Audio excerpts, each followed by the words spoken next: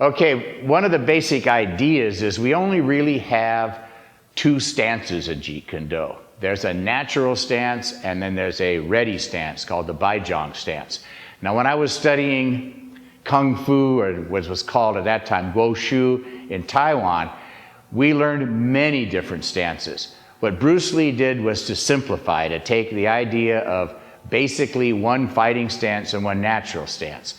Now the purpose of a natural stance is, the idea is that if someone is in front of you in a confrontation with you, you don't want to give them information, you do not want to look aggressive. So the main idea in Jeet Kune Do is we stand with our strong hand and our strong leg forward to be able to intercept our opponent's attack. The same with a natural stance. We'll just stand naturally talking to someone. We may have our hands here, we may have our hands like this, saying, please don't come any closer.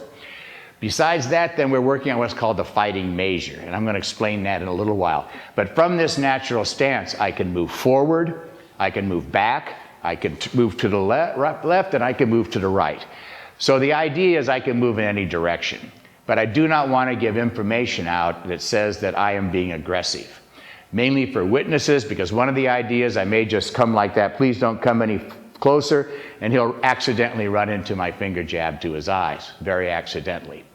So one of the things we want to do is to talk about the Baijong stance. Now I've seen that done two different ways in Jeet Kune Do. And a lot of times there's many arguments on internet forums about which is the correct way. One of the ways is you have the toe on the line and the heel on the line. And if I could just borrow one person, let me borrow Young for a second here, to get an idea. So if he is standing over here and he is a toe to heel stance, okay, toe to heel so that it's even there, he has a kind of a strong base, a strong base. The other way, just stay there a second, the other way is that you see is having the toe to arch. And a lot of times people will say this is a good way to move, and it is. It's not a bad way to move. So if he's toe to arch, the idea is he doesn't quite have a strong enough base. And you can test that on your own there, okay? So that's one idea behind that. But some people say that by having the toe to arch stance, you have a little bit more mobility. You can move a little bit quicker. So what I want everybody to do is don't take anybody's word for it. Try both ways. I don't find that there's that much difference in either way. So it doesn't matter if you're toe to heel or toe to arch. What does matter is how wide the stance is. A lot of times you say, well, how wide should a stance be? You'll see people standing with their stance like this, which is a good, strong stance, but they've lost one aspect of mobility. What they've lost is the ability, I can go back here to this red mark. What you want to do is you want to be able to step out with your front foot and still be in balance. The idea is by doing this, I can measure off, let's say, a straight lead punch that way. So the idea is if my stance is too long, I've lost the ability to do that. So I've lost a basic attack method, which is using the lead step. So the stance should be wide enough that I can step forward at least 6 to 8 inches and not be off balance. So if I'm in a wide stance like this, all of a sudden I'm off balance. I want to be able to move forward and then recover, all right? The other idea is that the lead foot, the rear foot, should be at a 45-degree angle. Now, some guys you'll see will have the foot this way, which looks like a fencer, and there's nothing wrong with that, but that's usually from a distance. What we want to do when we get into how to throw the lead punch is we want to be able to twist to get the power onto the front leg. Before we get into how to do the lead step 3 ways, I need to explain the fighting measure. The fighting measure is the distance I want to have between myself and my opponent. What we believe is, in Jeet Kune Do, our main defense is the name of the art, the way of the intercepting fist. We want to be able to intercept our opponent's attack. Now, I have seen 3 different fighting measures taught in Jeet Kune Do, and I think you should try both of them and figure out which way to use and when to use them, when not to use it, etc. The first one is the one we use a lot. If Nyan's standing there, what I want to do is I want to be outside of his full extension of his finger jab. That's by twisting his rear foot, so he's a little bit further. That's about where I want to be. So now, to touch me with a hand, he has to step towards me, which allows me to intercept his attack. So from here again, he steps forward, I intercept his attack. Now, if he kicks with his rear leg to my leg here, he's just going to touch me with the toes of his foot, all right? That's the first fighting measure. So if he was to kick me with his rear leg, I would move forward to try to intercept it, all right? Some guys find that's a little bit too close, so that their fighting measure will be so when the rear leg kick comes in, it'll just miss the leg. So that to touch me, he's going to have to step forward with his front foot, which gives me time to intercept his attack. So that's one fighting measure. A lot of guys want to be even further, because what they're going to do is, as somebody moves towards them, they're going to really intercept with a side kick. So they want that further distance. So it's 6 of one, half a dozen of the other. If you're a guy who likes to use his kick a lot for interception, you may want to have a further distance. If you want to use a hand for interception, you want to have a closer distance. The distance is going to be up to you, and the footwork is the way you control that distance. The whole idea of controlling the distance is footwork. Controlling the distance to defend, controlling the distance to attack. So one of the reasons for having the heel up also is from here, I can get as he comes towards me, I can get a pop and get my stop kick in. So this is the piston that controls the stepping forward. It controls a step back on that. The first footwork drill I learned in Dan Iniesano's backyard was the lead step 3 ways. So from here, you take the lead step and you're moving forward. Now when you're training, you don't want to, you just take your rear foot and push the front foot forward. Now what you do not want is you do not want to do it like this, a steady rhythm in the same beat. You might go 8 inches, you might go 1 inch. You might pause and then go. Boom, boom, boom, all right? The other step is to step to the left. Step to the left. The other is step to the right. Step to the right. So the lead step 3 ways is to go forward, to the left, to the right. And see, I'm putting this shoulder forward when I go to the right. So it's forward, to the left, and to the right. The lead step is used basically to deliver a hand blow, whether it's a straight lead or a back fist, with stepping forward with the lead foot. You want to really push off the rear foot to get it. And then you measure it off and hit, and then recover as quickly as possible.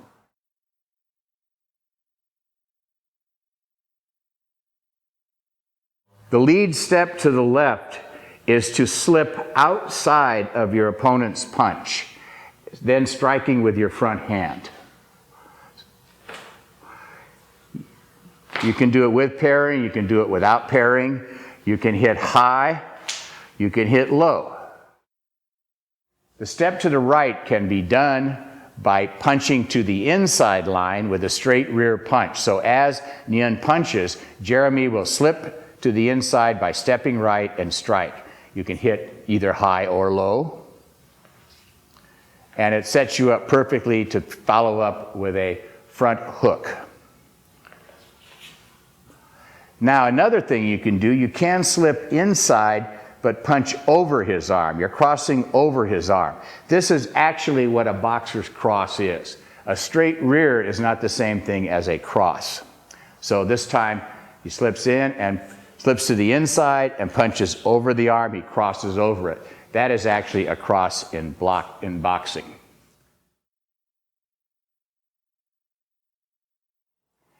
One of the next footwork methods we teach is a simple step back with the rear leg. Now, I can step back with the rear leg to avoid a punch, I can step back to punch, and I can step back to kick. So we're going to show you how we do that now in combat with Nyan and Dennis. Okay, there are different uses for the rear step back. The first one is to avoid a punch. You could just step back, so when he goes to step in and punch, you just step back enough to avoid it. At the same time, you could step back and punch. to get the distance exactly correct if the guy's moving in, and boom, you just step back and hit him. That's called a defensive footwork motion. One more time, Yun moves in, you step back and strike. What I like to do with that is to, sometimes if somebody's coming at you, it's too close to get a really good stop kick in. The rear step back allows you to give you enough distance as your opponent's moving forward to do a shin knee stop kick. Okay, one more time.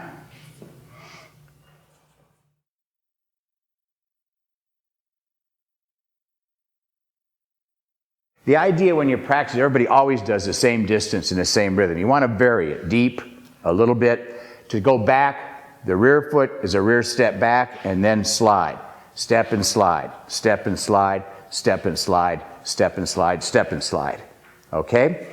So if Nyun's here, and we have the fighting measure, whichever one of the 3 fighting measures I want to do, if Nyun steps back, I step forward. If he steps forward, I step back. Now watch what happens a lot of time. Nyun steps back and I step forward. Now look where I am. He can touch me. So I may be drawing an attack because I want him to do that, but more than likely, well, I'm going to keep this fighting measure. So if he's got his fingers here and he steps back and I step here, now you see we still have that fighting measure. This is tricky and takes a lot of practice. It takes a lot of practice to be able to get that. He steps towards me, I step back. This time I step back too far. I could be drawing his attack because I want him to now punch with a hand so I can hit him. So the footwork, you have to really, really train it. You have to really, really practice it. But that's a step and slide. Now some people don't believe in the step and slide. They do more of a step and step. So instead of stepping and sliding, you step and step, which is very, very fast footwork. All right? I'm not the world's greatest at doing this, but I have students who are really, really good at doing a step and step footwork. So I step towards him, he'll step back. So it's a step and step and step like that. This time you're on the balls of both feet. So you're really able to move any direction. This is something that you should practice a lot if you're going to be able to use a step and step. The idea of the step and step is you get very fast footwork. The idea of the step and slide is more ready to intercept. So what I'm doing when I step and slide is I'm kind of stalking the guy. It's kind of more of a stalking footwork. So right of a sudden, all of a sudden I get in enough to be able to shoot an attack. The next footwork we usually work on is called a push step. You can push step forward, you can push step back. The push step is like the step and slide, or like the lead step. But what happens is with the lead step, my rear foot was pushing the front foot forward, but the rear foot didn't move. If I want to cover a greater distance, then what I'm going to do is I'm going to push, and then the rear foot slides up so I'm in the same stance. So I have a lot of tension on my rear foot and I push off. That's a push step. That's usually done to throw a finger jab. Usually, if a guy's, it's at a farther distance from you. So right now, we're at the fighting measure, and my lead step is right there. Okay, I could almost hit him. So if I want to move back a little bit further, my lead step isn't going to work. So what I'm going to have to do is I have to push forward. So the push step forward is with the finger jab. Now to do that, I want the hand to go first. All right? So from here, the hand goes first, and then I push. The reason is I want to hit before my foot touches the ground for power, and this is a large body motion. So it would be practically impossible, if he's any skill at all, for me to push step all the way forward and be able to punch him. Not going to happen. So, but from the finger jab, you might be able to get that in. But that's what the push step's for. Also, if he punches me, I can push step back as a defense. He punches, I push step back. All right? Next bit of footwork is what's called the slide step. You can slide and step forward, you can slide and step back. If the lead step and the push step were used to deliver a hand attack, the Slide step is used to both defend against a kick using distance or to attack with a kick. So the slide step is simply to take the rear foot, if I'm moving forward, slide up and then step. Now, here's what happens. Everybody always does the exact same thing. They slide up to where this foot is and then they go to there. What you want to do is you might slide up an inch. You might slide up 2 or 3. You might slide up more. All right? Sometimes you slide up to where that foot is. If I want to gain more distance, I slide through the foot. So I gain even more distance. I might want to do that with a kick. Now, anytime you're using a kick in a slide, you want to have the hand first. We'll get to that when we get to what's called the lead step and slide, which will be the next one. So let's go ahead and just take the slide right now, showing how to use it for distance and how to use it for defense. For distance, let me just have Jeremy kick. I'll use it for distance and have Dennis use it to attack with. So from here, if Jeremy goes to kick and I slide back and he steps down, you see where that distance is? He can now renew that attack. One more time. Kick here.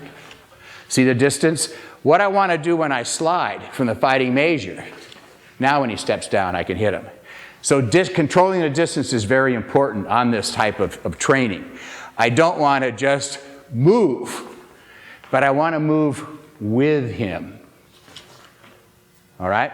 That way I can counterattack quickly.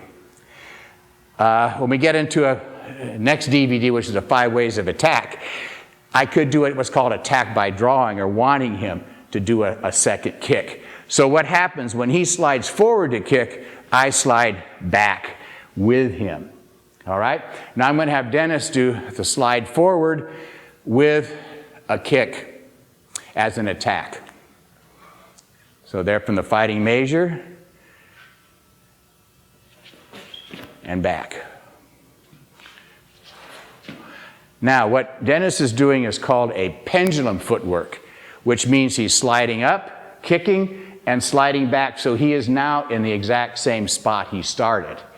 He could also slide up and come down with a hand attack, and that would be just a slide forward. So the pendulum, people sometimes call the slide a pendulum. A pendulum is only when you slide up, kick, and slide back to where you started. All right? Next footwork is just relationship. If Jeremy wants to just step laterally to the right, he'll step with his right foot first and then follow with the left. And what happens is Dennis will then follow. If Jeremy goes to the left, he'll step with his left foot first and then his right. So now there's this position, Jeremy moves, Dennis follows. Jeremy moves, Dennis follows. Again, that is a lateral step right, step left.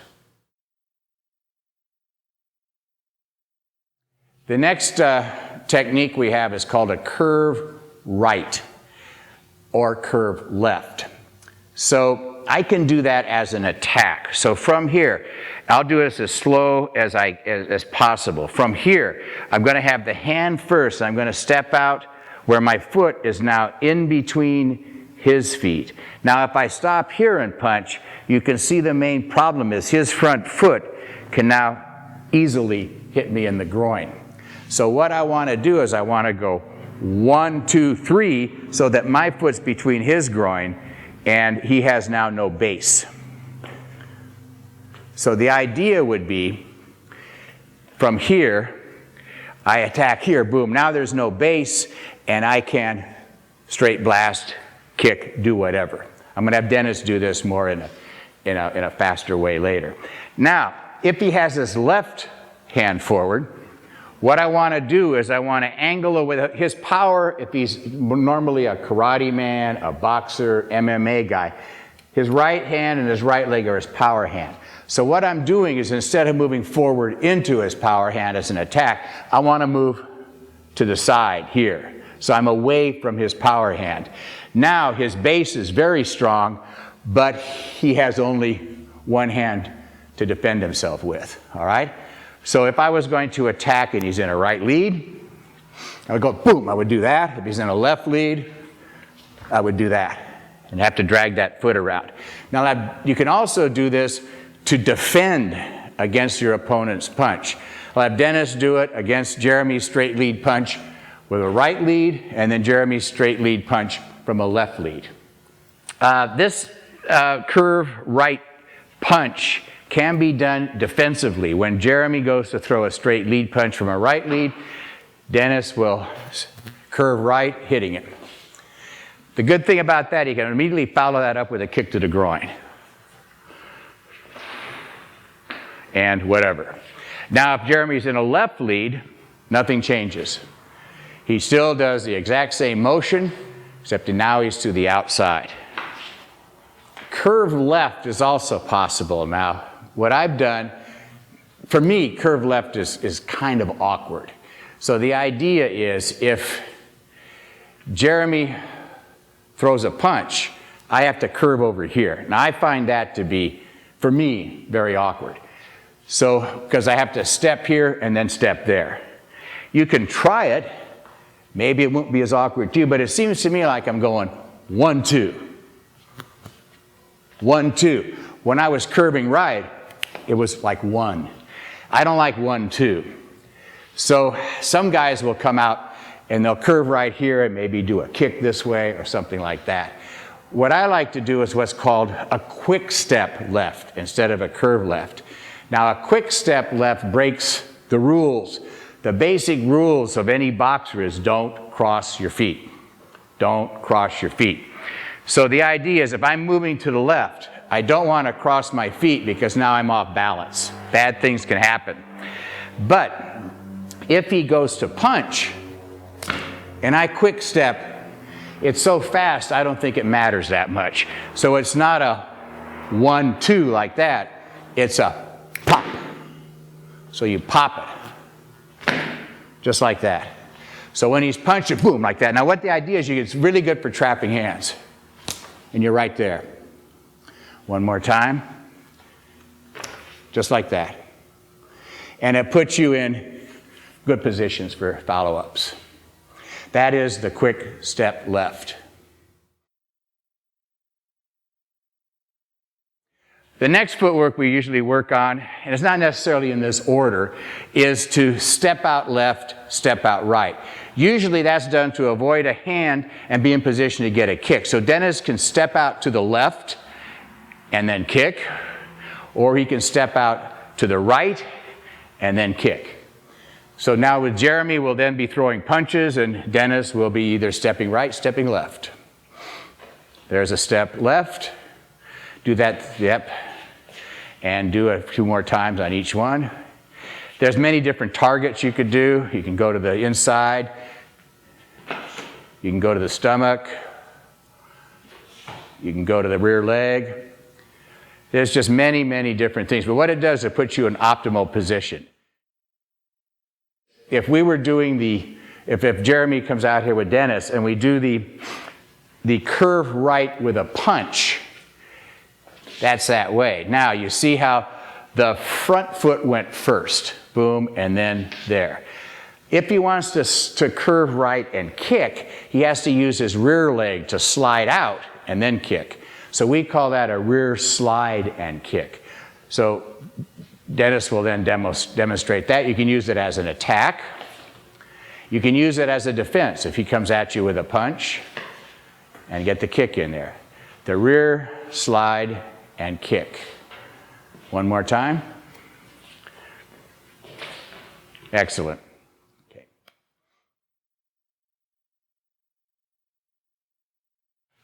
The lead step and slide, we'll do it slowly, is Dennis will throw his hand and take a lead step. And to make him see up there, he'll lead that hand up as he comes forward to kick. It's sort of blinding the guy. And boom, there it is. And there's the lead step and slide. Normally, to do it a few times there, and slide.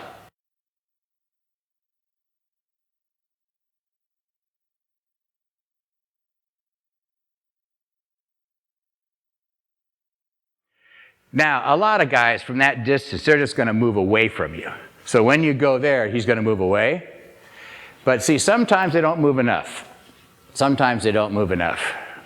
and you can get it in. So the way you're actually going to make this thing work is being very close to the person. Sometimes you end up where you're almost in clinching range. You're right like this. Sometimes you're going to be in that position. Now you want to gain distance for the kick. So instead of a lead step fading, you're going to lead step with a pushing him and then follow with a kick. Okay, do that once fast. And timing, so bam, you can really send him right through the wall. Heel and toe sway is one of the basic techniques from boxing. It can be dangerous because you won't want to have your weight on your rear foot if you get hit. So the heel and toe sway is simply from here of going to the heel and then back here and then neutral. So it goes rear leg, front leg, back. So you don't have to move yet. Rear leg, front leg, back. The problem is, you see, if he goes to punch with his hand and I snap back here, I'm out of range.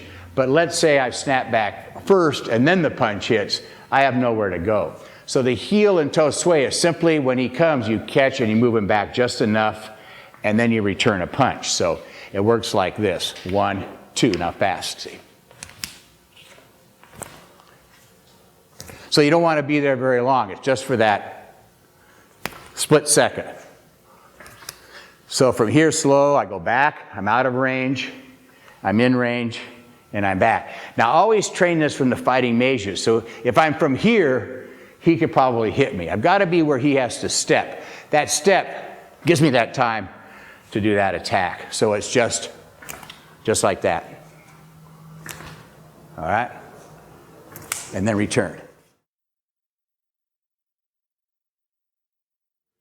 The rocker shuffle is one of those kind of unknown things that's sort of misunderstood.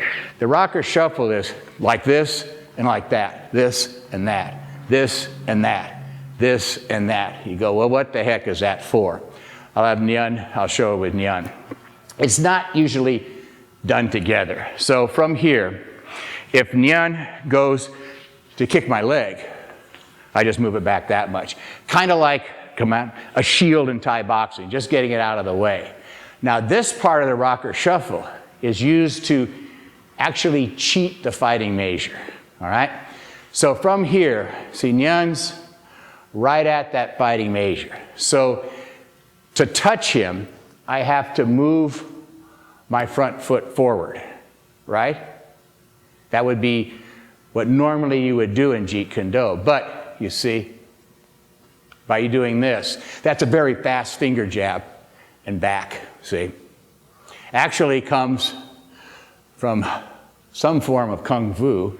I'm not too sure which one, but I also learned this technique in Taiwan. But you don't stay there. It's a bam and then back, bam and then back. So it cheats the fighting measure. So if he goes to kick, boom, bam, and then back here to hit him. I can, if I want to, and he moves back, I can step forward this way, I can step back that way. So all that is he slides his front foot back, he just replace this way. He steps through back, I step through forward. He steps through forward, I step through back. That's one of the ways to change leads if you want to. Another way is to replay step, forward or that way, okay? That's a replay step. We don't usually do too much of this, but it can be done. That's a replay step. Two techniques that kind of go together is the circle. Dennis can circle left, circle right. Now to keep the same relationship, all Nyan's doing is pivoting. He's not using Dennis is using up his energy, and he's just letting him circle around. That's basically it. Circle left, circle right, and a pivot. One of the techniques is called, the front foot slides back and I replace. So Nyan's here. We're kind of getting into a little more difficult parts of some of the JKD footwork. Now, if Nyan's here, okay, and I move forward what he's going to do, if he's a good JKD guy, is either stop hit me or stop kick me to that leg. So I have a problem. If I want to attack forward, there's that thing. So what I'm going to do is I'm going to slide the leg back out of the way and then move this one forward. So it works something like this.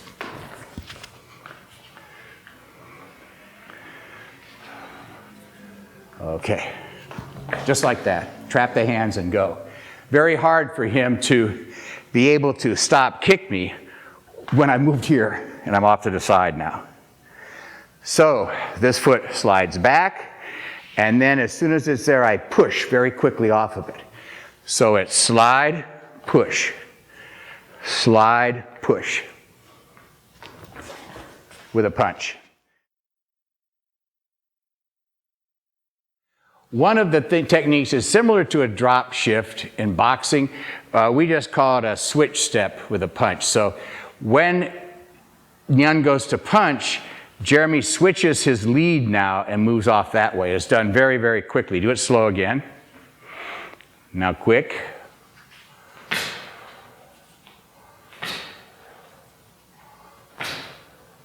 One more. Good. We're going to try to break the rhythm, because sometimes someone will follow you. If I go back, he goes forward. So what I'm doing is I'm push stepping back, push stepping forward, push stepping back, push stepping forward, push stepping back, push stepping forward. 1, 2. Okay? 1 boom and a half. So what happens is I push back, but I go forward before my foot touches the ground. So before it's 1, 2, 1, 2. Now it's 1 and a half. So I'm just this way. It's almost halfway between a heel and toe sway and a push step forward and back. So he comes at me, just like that. I step back and then forward. We can now what's called stealing a step. We can steal a step with a punch, or we can steal a step with a kick. So what's going to happen here is Jeremy's going to take 2 push steps forward and punch. And there's the distance. 2 push steps forward. And see how Dennis is out of the way. Now he's going to do steal a step. Now, one more time. And again. Now slow, so they can see exactly what you're doing, very slow. There's the first step. Now see, instead of stepping and dragging the rear foot, when he steps the first time, and he comes with the rear foot up there, and then that gives him a further way to punch, further distance, more depth in his punch. So it's very hard to get away from. If Dennis goes to kick Jeremy and then try to hit him with a hand, Jeremy will use enough distance to get away from the kick. So that'll do it again. And the reason is Dennis has to snap the kick. But if he doesn't, if he just comes up as if he's going to kick, but doesn't kick, he can get a much deeper step. One more time, and make contact. Good. Also, by stepping in that way, it kind of defends against a stop kick from his opponent, too. It's a good way to defend against his opponent trying to hit him. So if Dennis is moving forward and Jeremy tries to kick, if he even has time to do that, it's hard to do. It's very hard to defend against that.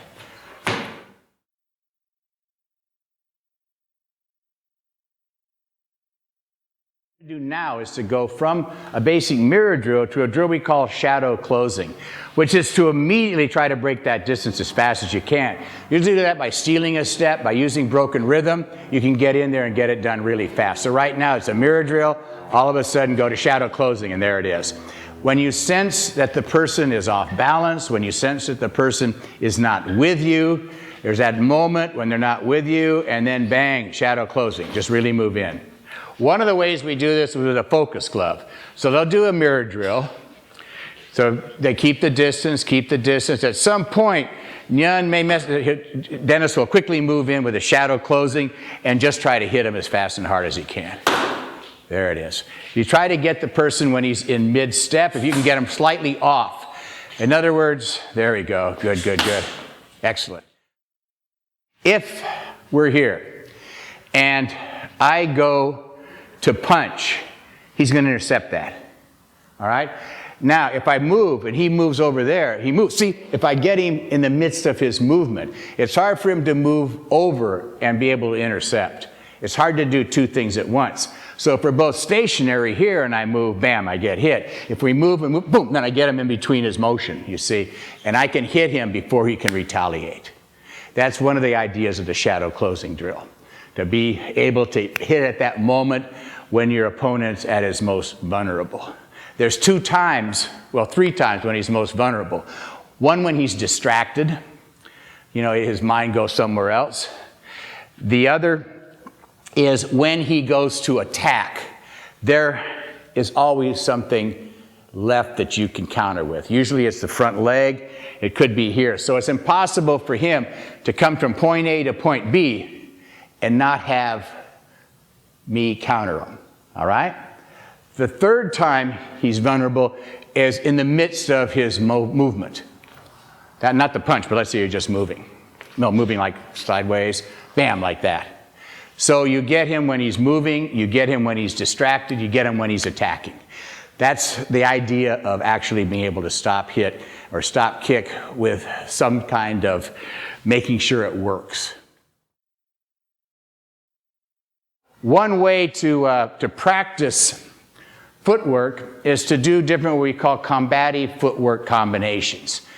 It's a way to practice your footwork in doing it different ways.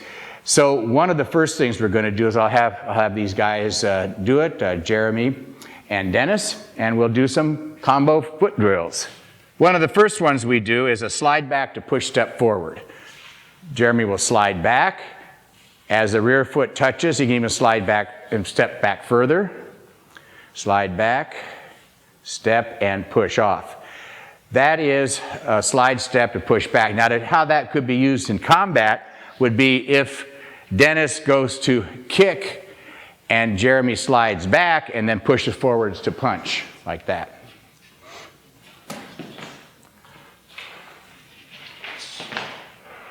One more.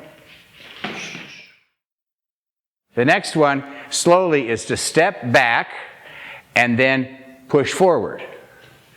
You can step back and curve right. So the step back and then curve right. So what you want to do, as soon as that rear foot touches, you want to bounce off of that thing. It's usually a little bit easier going straight forward, but it can be done with a curve. A little bit more awkward, but you can do it. This is usually done to retreat from a hand and then return a hand.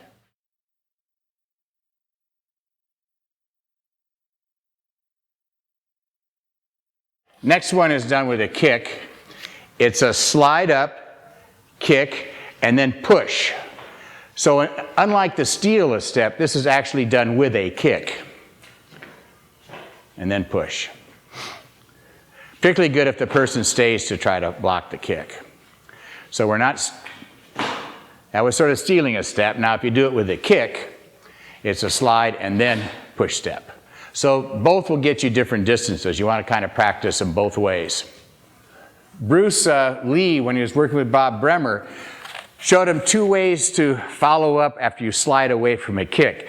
The first one we showed you, when Nyan went to kick, Dennis slid back, and then when his rear foot touched, he pushed off. So you see his body, how his body is, it's very straight, nothing moves, it's just like that, boom.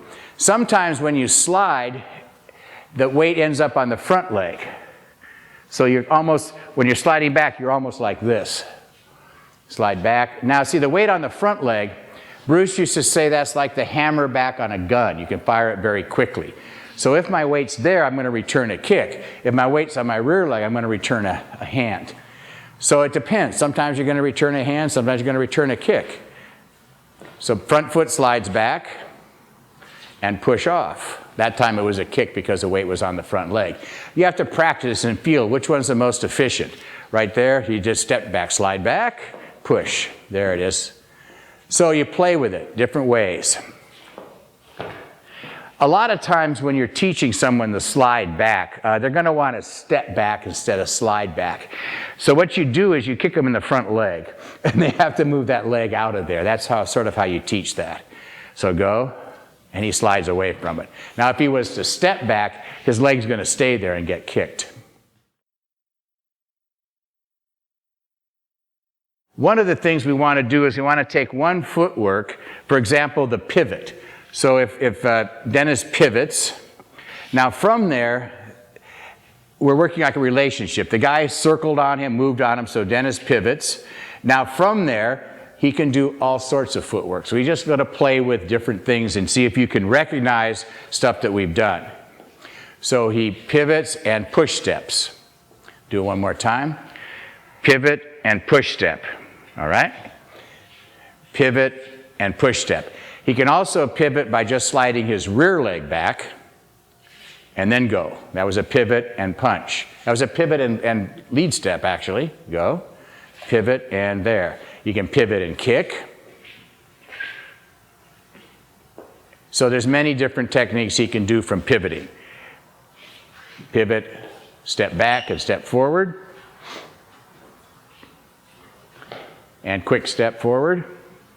You can also, instead of pivot step, you can curve right and follow with many different types of footwork as you can do from there.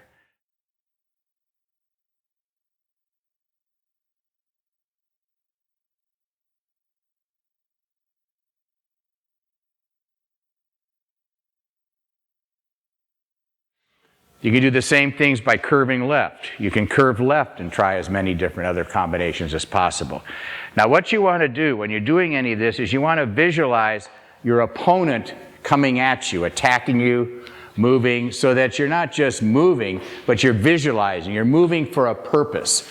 Too many times you just move around with no purpose. At this point, Dennis is seeing somebody coming at me.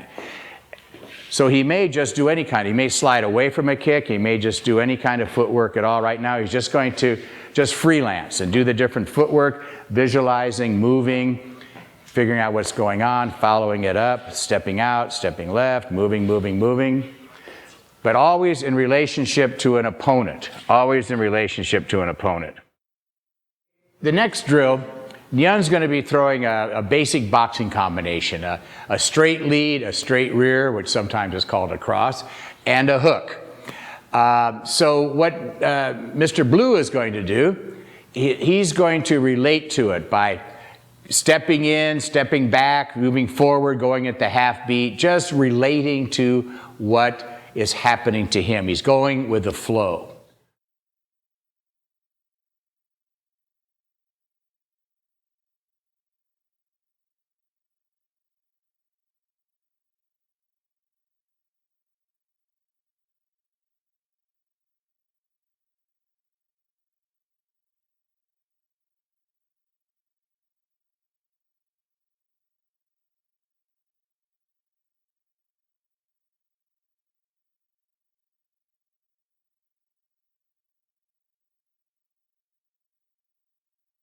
Okay, this next time, what happens slowly is when Nyan throws his punch, Dennis cuts into the tool or parries it. Now, at this point, from that distance, Nyan cannot touch Dennis without stepping forward, which is what Dennis wants. Dennis wants him to step forward with that straight rear punch. When he does, Dennis intercepts it on the half beat. Now, if Nyan let Nyan step all the way forward and hit, okay? That is one beat. Now when you hit it at the exact same time, that's a time hit. So what's going to happen is this time don't counter him. Nyan's just going to step forward and punch, and Dennis is just going to stand there. Step forward and punch. That's one beat. Do it again. That's one beat. Now if Nyan throws the 1-2, 1 and 2, that's 1-2 beats. Now what's going to happen is this time Dennis is going to hit him on the 1.5 beat. So Nyan goes, 1, boom, and there's a half beat. So what you want to do in JKD is practice as much as you can working on the half beat, hitting on breaking your opponent's attacking rhythm. That's what we're doing right now, breaking your opponent's attacking rhythm. All right, we're going to do the same thing now, but this time Yun's going to be in a left lead. So when he goes to punch, Dennis is going to switch step hit, and that leaves an opening for an excellent follow-up to move forward with Dennis's straight rear punch.